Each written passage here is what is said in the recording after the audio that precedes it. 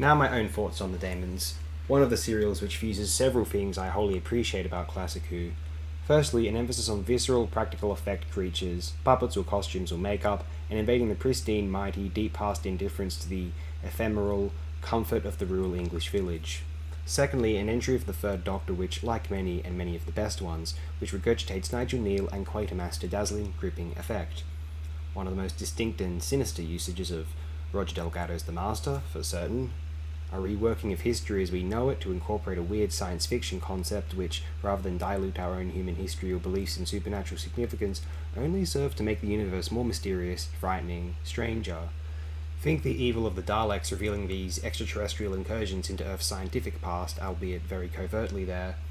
Or consider City of Deaths reshaping our understanding of both Da Vinci's most iconic portrait and the origin of life on Earth itself, at that. We'll go to Spearhead from Space and or Terror of the Autons to never perceive plastic in the same way again, that pesky Nestine consciousness, yes, mannequins are wicked. One of the most viscerally entertaining, effectively paced, passionately realised, compellingly written and palpably atmospheric of the Third Doctor serials, and of their classic run in general, I might say.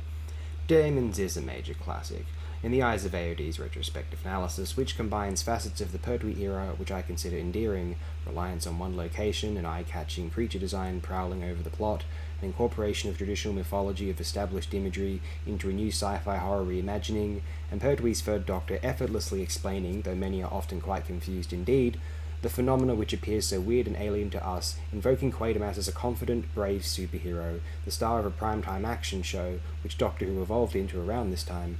I have to admit again, partly this is the period of the show I find most consistently enjoyable.